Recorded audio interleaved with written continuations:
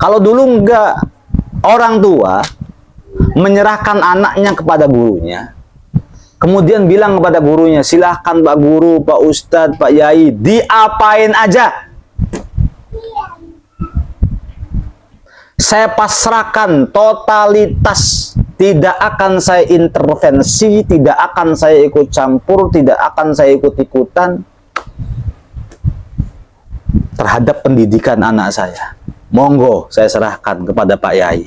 Kalau bisa Pak Yai, jangan suruh belajar saja Pak Yai. Suruh nyapu, suruh ngepel. Ini orang tua zaman dulu tuh. Yai punten ya, mungkin biarkan anak saya aja yang nyapu, yang ngepel, yang nyuci piring, yang beberes sofa, yang nyuci mobil, biarin anak saya aja. Kalau bisa semuanya anak saya ya Pak Yai. Jadi kalau ulama-ulama zaman dulu ketika menitipkan anaknya itu rebutan bagaimana caranya agar anaknya itu bisa ngebantu khidmat dan melayani kiai. Diapain aja Pak Yai, monggo yakin. Gak ada ungkapan-ungkapan di apa namanya? Tempiling itu apa? Tamper. Wah. Apa-apaan nih orang tua yang melahirkan saya saja. Orang zaman sekarang kan gitu. Orang tua yang melahirkan saya, yang menyusui saya, yang membesarkan saya saja nggak pernah menampar saya Pak Guru. Anda siapa? Nah, orang zaman sekarang nih. Ya, gaya Anda siapa? Bukan siapa-siapa saya. Guru itu. Ali bin Abi Thalib mengatakan, ya, ana abdu man 'allamani harfan wahida. Insya'a ba'. Paham ya? Orang yang telah mengajarkanku satu huruf, saya adalah budaknya.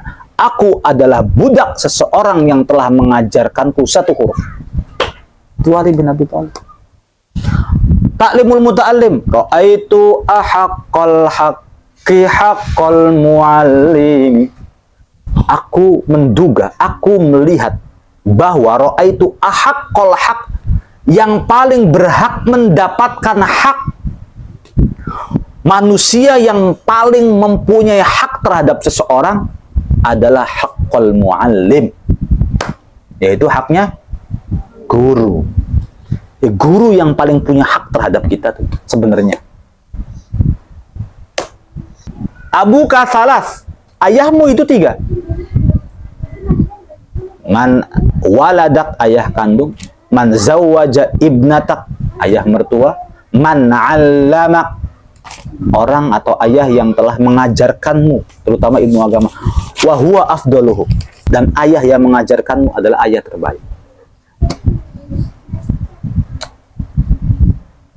Sehingga orang-orang tua zaman dulu tuh semakin sadar bahwa posisi dia dengan gurunya itu lebih berarti gurunya. Sekarang nggak begitu. Sekarang yang dihafalin itu adalah surga di telapak kaki ibu terus. Kamu kan yang ngandung ibu, yang lahirin ibu, yang nyusuin ibu, yang ngebiayain hidup kamu ibu. Tapi orang dulu nggak begitu. Kalau yang dulu, kamu itu yang ngajarin beliau. Gitu. Yang membuat kamu berakhlak itu beliau. Yang tahu akhlak, yang tahu adab, yang tahu takrama beliau. Yang membuat pola pikir kamu berubah itu beliau. Yang banyak menasehati kamu pagi, siang, sore, malam itu beliau. Yang membuat kamu itu mengerti berbakti kepada ayah dan ibumu itu beliau. Yang membuat kamu bersosial dengan baik kepada masyarakat itu beliau. Beliau telah menumpahkan banyak ilmu, pengetahuan, wawasan kepada kamu. Ilmu itu nak berharga. Jangan kurang ajar sama guru kamu. Itu ayah dan ibu zaman dulu. Nggak kayak sekarang. Nanti kalau kamu nitipin anak, cari-cari dulu ustadz yang kira-kira kamu percaya 100%. Jangan lihat programnya, jangan lihat fasilitasnya, jangan lihat gedungnya, jangan lihat mahalnya. Lihat seseorang yang sudah bertahun-tahun kamu percaya.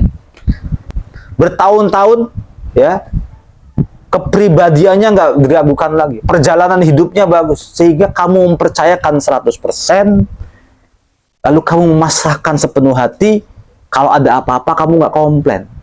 Sebab kalau kamu komplain, sampai komplainan kamu menyakiti hati guru, maka yang dikhawatirkan adalah korbannya anak. Membuat anak ilmunya nggak berguna, nggak bermanfaat, ilmunya hilang. Jangan komplain sama guru. Tapi sebagai guru, kamu harus terima kritikan. Beda lagi perannya. Kamu sebagai guru atau sebagai orang tua. Kalau sebagai orang tua, jangan suka nyakitin hati guru. Dengan WhatsApp yang nggak mengenakan. Dengan ucapan-ucapan kamu, omongan kamu, hibah kamu kepada orang-orang tentang guru, tentang fasilitas pondok, fasilitas sekolah. Jangan disebutkan, jangan diomongkan. Kamu tidak bisa berjuang di sekolah anakmu. Tidak bisa berjuang di pondok pesantren anakmu. Tidak bisa mendukung, mensupport 100%, 50% pun tidak, 10% pun tidak. Kamu jangan nusuk gurumu dari belakang. Itu adalah guru anak-anakmu yang telah memberikan berbagai macam keilmuan kepada. Paham ya? Jangan kurang aja. Saya kurang aja. Apalagi sampai gimana sih? Anak saya kok disuruh-suruh baik?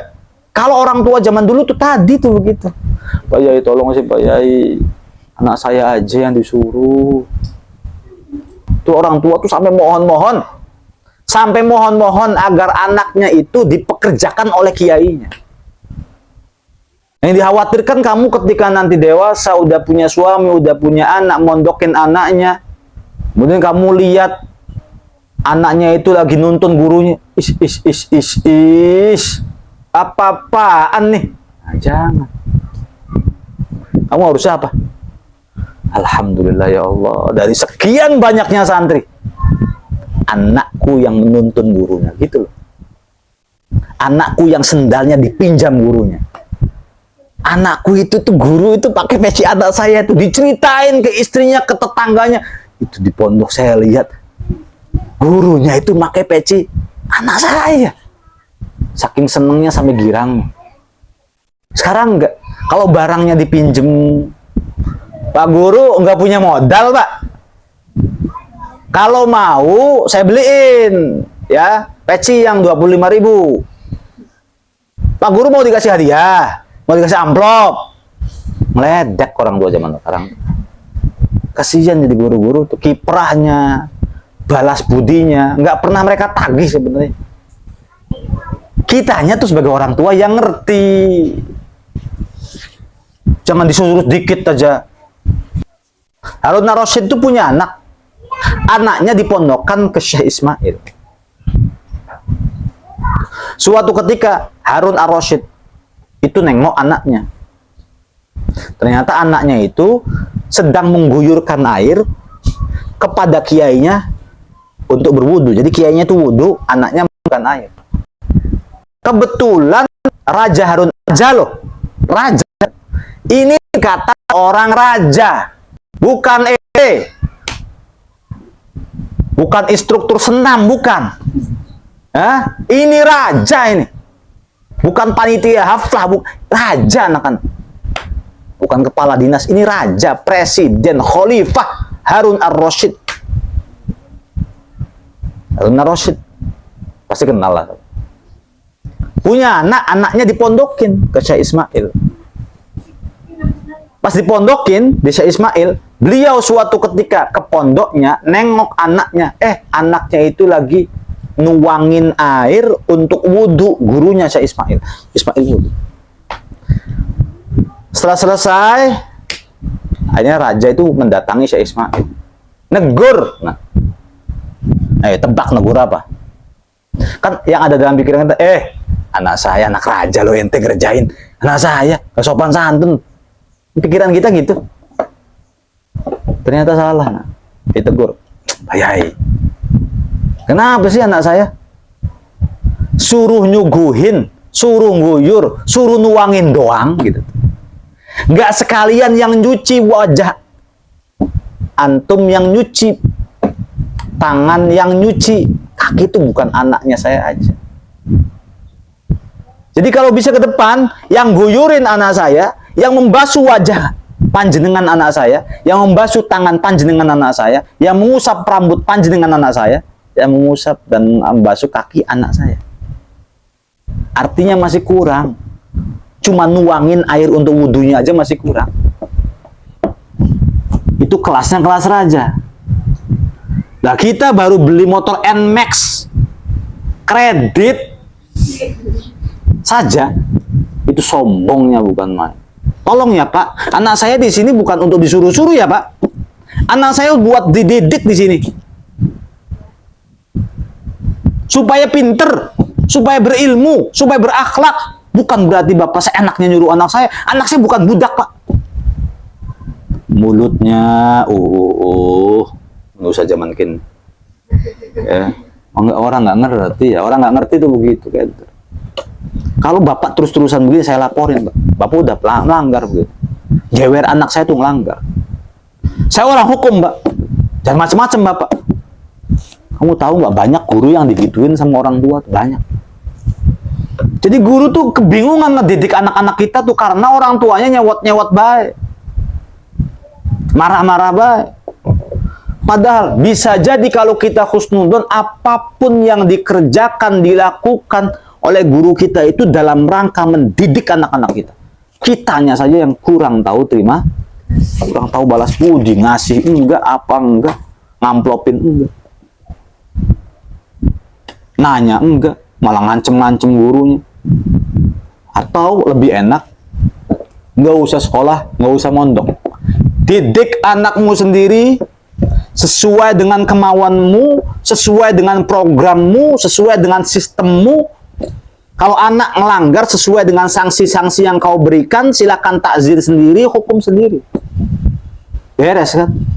Jangan disekolahin kemanapun. Kalau kamu masih keratak kritik sana sini, nggak apa-apa, kritik nggak apa-apa. Tapi kalau keterlaluan ya harus. Contohnya anak kita mondok atau anak kita sekolah dicabulin, terima apa enggak? Jangan, terima kasih guru, udah nyabulin anak saya. Wah, enggak begitu anak-anak, paham ya? Lihat batas, disuruh-suruh. Kalau udah penganiayaan, udah pencabulan, jangan terima orang tua. Paham ya? Ulangi ya, kalau pembunuhan, penganiayaan dijotosin, dihajarin sampai betem, sampai apa, orang tua jangan terima. Kamu terima salah justru. Atau diperkosa sama kiainya, jangan bilang terima kasih. Makasih ya Yai, sudah nitip kandungan ke anak saya. Apa-apaan begitu. Kritiklah, harus. Maka dari itu sebelum mondokin anak kita, sebelum nyekolahin anak kita tuh kita kenal dulu sama gurunya, sama kiainya. Kita nitipin barang aja sama orang yang kita percaya aja. Ya, kita nitipin uang sama orang yang kita percaya. Nah, ini urusan anak ini loh. Ada darahnya, ada dagingnya, ada matanya, ada rambutnya, ada kepalanya, ada telinganya, bisa kencing, bisa berak, bisa makan, bisa ngomong, bisa ngelihat. Ini buah hati loh. Masa depan kita yang kelak akan mendoakan kita ketika kita berada di dalam kubur, ketika kita berada di alam fana, ketika kita meninggal dunia, anak kita yang akan menggantikan posisi kita. Jadi ini manusia yang sangat-sangat berharga. Anak dititipkan asal padu saja, dititipkan kepada orang yang kita nggak kenal sama sekali, hanya gara-gara lihat fasilitas, lihat siswanya banyak, lihat tren. Salah. Itu kalau ada apa-apa di sana, karena Anda nggak kenal sama kiainya, otomatis Anda akan sedikit demi sedikit ngeritik. Kok begini programnya? Kok nggak boleh diizinin pulang sih Pak Ustadz? Kok anak saya dihukumnya begini sih Pak? Kok saya sekarang nggak boleh nengok anak saya sih Pak? Kok anak saya jadinya Oh, macam-macam kritikan. Ente kenapa banyak kritik? Karena nggak kenal sama kiainya. Karena nggak kenal, jadi nggak tahu cara dia bekerja. Coba kalau kenal akrab, ya akrab, kita bisa tetap harus punya adab ya. Akrab, kita sering komunikasi. Abi tuh kenal Yaya. Misal ya, Abi tuh kenal Yaya. Dari Yaya di pondok sampai meniti karir, sampai jadi ustadzah apa, percaya banget sama Yaya. Tahu banget dia. Abi nitipin, Mbak Yaya, titipin Egas ya. Karena Abi udah percaya sama Yaya, ada sesuatu, ada apa-apa di Bogor sama Egas, Abi sakit, udah jangan pulang. Abi tahu kok, Bu Yaya pasti perhatian, karena Abi kenal dia. Paham ya? Abi, Bu Yaya ngomong kasar sama aku. Misalnya Egas ngomong gitu. Ngatain aku anak tuyul. Udah, itu mah buatan kamu aja. Emang Abi gak kenal apa Mbak Yaya? Abi kenal banget. Jangan bohong deh, jangan gara-gara pengen pulang lalu banyak cerita. Kayak anak Matolib tuh.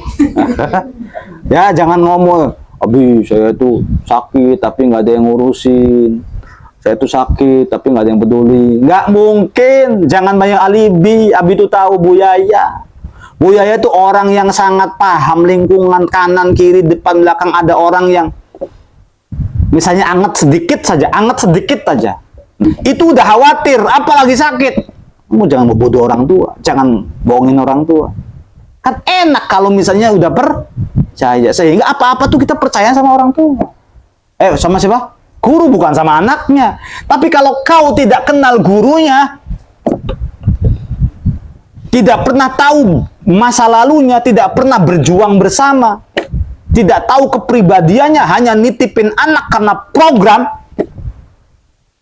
nitipin anak karena bagusnya sekolahan, nitipin anak karena siswanya banyak. Terus anaknya ngadu sesuatu. Apakah kau harus percaya begitu saja kepada anak? Kan keder jadinya, bingung. Makanya di dalam kitab Ta'limul Muta'alim, sebelum mondokin anak, sebelum nitipin anak kepada seorang ustadz, ya, sebelum mengantarkan anak ke pondok pesantren, maka telusuri dulu pondok pesantren, deketin dulu pondok pesantren tersebut, ketahui dulu lebih dalam, lebih detail, dipelajari pondok itu, sampai ke kiai-kiainya, adabnya, akhlaknya, pola berpikirnya, cara dia bicara, cara dia menangani anak-anak yang sakit, cara dia mempedulikan santri-santrinya. Selama 2 bulan kita observasi itu. Selama 2 bulan itu aturannya. Setelah akrab dengan kiainya dan kita tahu betul pola pikir kiainya, cara dia menangani sebuah persoalan, cara dia mencari solusi, cara dia mencari jalan keluar, kita paham.